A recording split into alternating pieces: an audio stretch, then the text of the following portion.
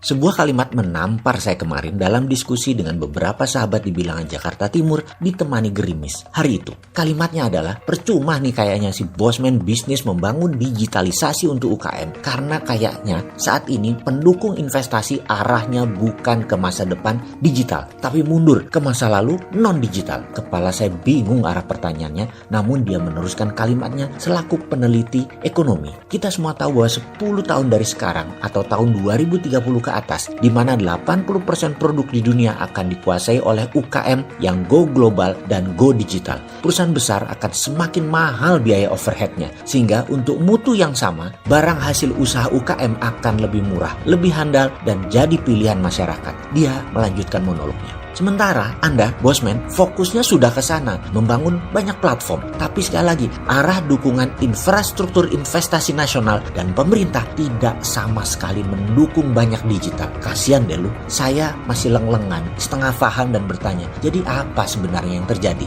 Dia pun melanjutkan, itu Omnibus Law, saya baca draftnya, yang versi halaman 1000-an, sampai halaman yang di bawah 1000-an, jadi 2 saya baca. Yang siapa juga telah membaca lengkap sampai paham anggota parlemennya. Saya mau bertanya, mohon angkat tangan, jangan-jangan gak banyak yang lengkap membacanya sampai habis. Itu pertanyaan banyak teman-teman pengamat kebijakan nasional yang sampai sekarang masih keleyengan membaca arah pasal per pasal, menjahitnya bagaimana, juga aplikasinya nanti secara keseluruhan itu bagaimana. Dia pun melanjutkan, saya menemukan kata air itu lebih dari 230 kata. Kata tanah itu lebih dari 250 kata. Kata hutan bahkan lebih banyak lagi, yaitu 350 kata. Jadi kalau dilihat nih ya, Omnibus Law itu yang terbanyak ya tentang jual tanah air kali fokusnya ya. Lalu katanya lagi dengan nada meninggi, tahu nggak mas? Kata digital hanya 11, kata finansial inklusi nggak ada. Bayangkan dunia ke depan itu masalah teknologi, masalah informasi, digitalisasi, telekomunikasi, keuangan digital hampir tidak tersentuh. Kira-kira kita bisa memajukan bangsa nggak tuh dengan undang-undang cipta kerjanya? Atau hanya menukar sedikit uang agar bisa masuk ke kantong dengan menghabiskan aset bangsa berupa sumber daya alam? Ini kalimat sangat menohok saya sebagai pemain digital kelas kampung setidaknya. Namun saya mau bilang apa? Itu fakta. Bayangkan, usaha untuk membangun UKM Santara dengan funding ke UKM-nya sudah jalan. Kemudian viralmu.id sebagai tool marketing di mana kita tahu setiap UKM penting untuk bisa menjual produknya. UKM punya kendala klasik setelah pendanaan, yaitu branding, marketing, dan selling. Itu berusaha kita solusikan. Viralmu.id berusaha menjawab masalah tersebut dengan menyiapkan lebih dari 90.000 promoter atau reseller. Promoter pastinya bisa menjadikan banyak pengangguran.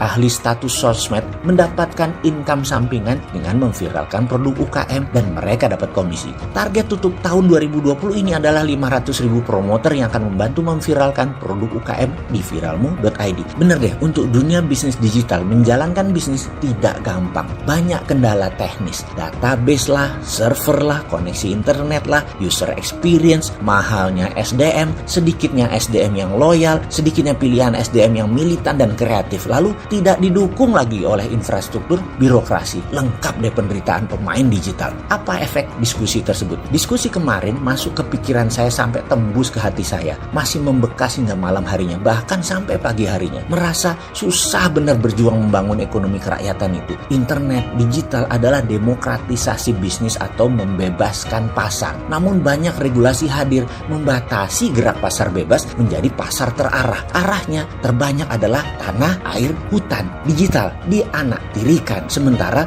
realitanya adalah bisnis di Indonesia 90% adalah UKM. Faktanya 97% angkatan kerja ditampung di UKM. Digitalisasi membuat UKM punya pembukuan sendiri, punya marketing tool sendiri. Santara punya funding sistem membantu UKM. Ini tidak akan tumbuh baik kalau ekosistem tidak didukung secara total oleh pejabat dan peraturan negara. Jadi sarannya gimana untuk mendapat kemudahan itu? Masukkan dunia digital dengan menyebutkan lebih dari 300 kali di Omnibus Law misalnya, yang nanti yang baru ya. Ini pasti akan membuat kemudahan, pembebasan gerak untuk para pengusaha UKM. Bagaimana usulan ini? Atau bisa nggak kami para pemain ini dikasih perhatian juga?